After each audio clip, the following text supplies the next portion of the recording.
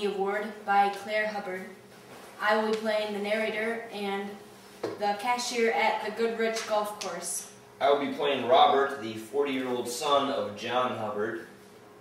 I'll be playing Ron, the MC at the awards banquet, man in line number 2 at the golf course, and Donald, the superintendent of schools in Oxford. And I will be playing John Hubbard at 40 years old in the past, and then John Hubbard current day when he's about 70. And I will be playing man in line number 1 at the Goodrich Golf Course, and also Virginia, John's wife.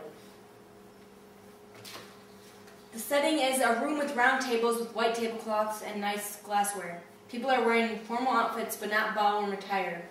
There is a podium at the front of the room with a microphone. A man walks up to the podium with papers in his hand. He taps the microphone to get everyone's attention. The room quiets down and everyone turns toward the man waiting for him to speak. Our last award of this evening is the Annual Businessman of the Year Award. It may have taken till 1991 for this man to be recognized as one of the best businessmen in Oxford. I am now going to introduce his son to tell a story of how his father became so successful. Ron Hubbard. Thanks, Ron. We all know my father, John Hubbard. He is the reason we can play rounds of golf and talk business. As you know, John built Oxford Hills and Golf Country Club, but not many know the whole story or why he built it. In 1960, my dad sold his 11 acres he had in Rochester and purchased 160 acres in Oxford. He was planning to build a cottage for us in the summertime. It was 1963 when he changed his mind. Now we see golf apparel in the background. It is a golf pro shop. There are a lot of people in line waiting to play a round of golf. I'm sorry, sir, we don't have any openings until tomorrow. What about after 5? That's when the league tees off. I can put you down for tomorrow at 11:18 a.m., but that's our only opening. I can't. Never mind. I don't understand what's taking so long. Did he say that they are full? Why not tell us all? I don't know. I just wish we had a better, cheaper place to go. One with no line. I am so tired of waiting. Maybe we should just build our own golf course in our backyard. Virginia! Virginia, I have something to tell you. Scene changes and John walks through the door into the living room. Virginia is sitting on the sofa, drinking some tea. What is it, honey? Did you get it done already? How did you play? I didn't. I have decided I'm going to build a golf course. I'm going to use the land that I bought with our cottage for 9 holes. Do you know how to build a golf course? I don't think that will be easy. Don't worry. I just joined the National Golf Foundation and the National Golf Association, and I bought all of these books that tell me how to build tees and greens. This way I'll never have to wait in line again or pay greens fees. This could be our own business. We could run it together. This could be the hobby we've been searching for. I don't know, John. Running a business doesn't sound that easy, and we have to build the course. That will take a long time and a lot of money.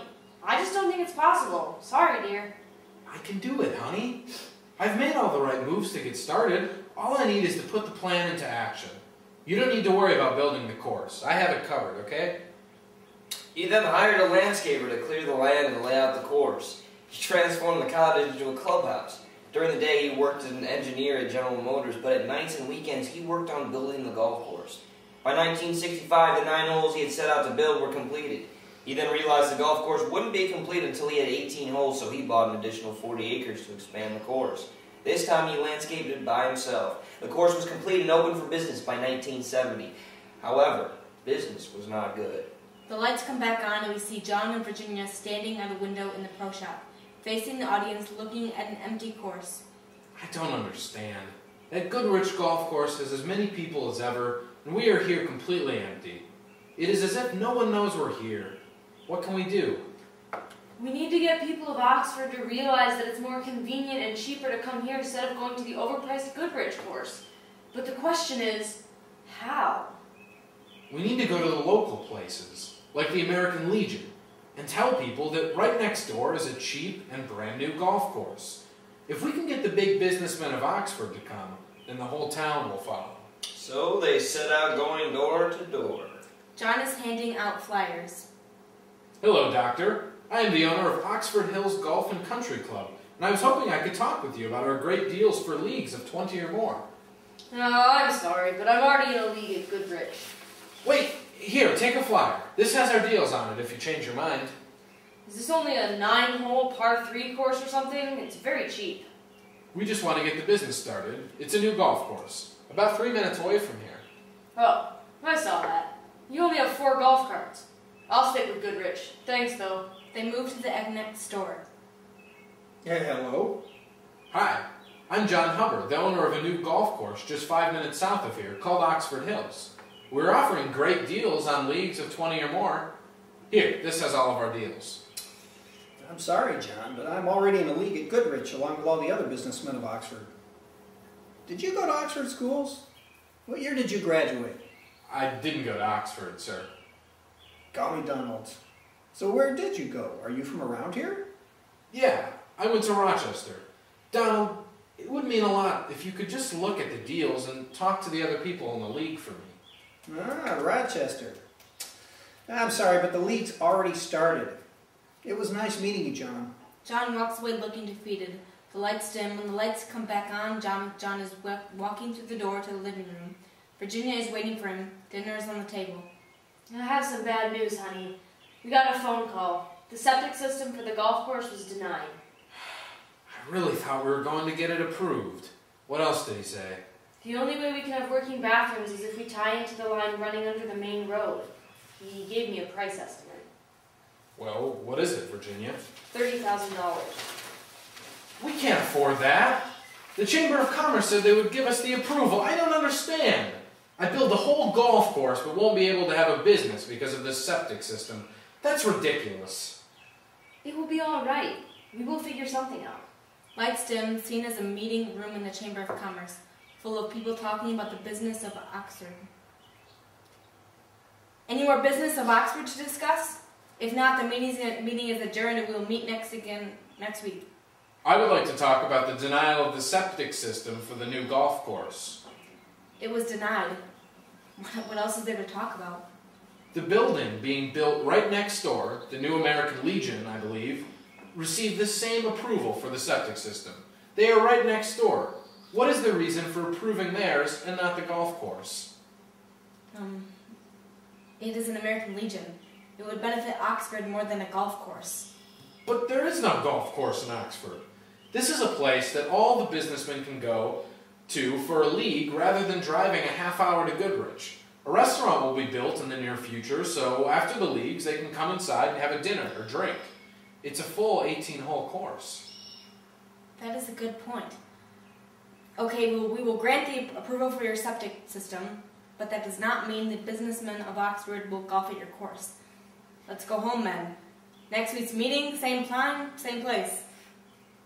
Even when the septic system approval business wasn't any better, John realized that maybe an advertisement in the local newspaper, the Oxford Leader, they could get some foot traffic. John and Virginia are sitting in the office. We are never going to be busy. We're going to have to shut down only 2 years after being open for business. The door to the clubhouse opens and Donald walks in and looks around and gives a pleasant smile. Hello, Donald. Welcome to Oxford Hills. What can I do for you? I saw the prices in the Oxford Leader. Are those your actual prices? Yes, they are. For any league of 20 people or more. Well, that's good. This is a nice golf course. And you constructed this by yourself? Yes, I did. With some help from a landscaper. That's very good. Well, I talked to the rest of the men in the league at Goodrich, and they agree that your prices are better, and you are located in Oxford. And now seeing this place puts a good fight against Goodrich. We would like to switch to Oxford Hills and make it truly a part of Oxford. Can you do that? Why, yes I can. Let me go get the paperwork.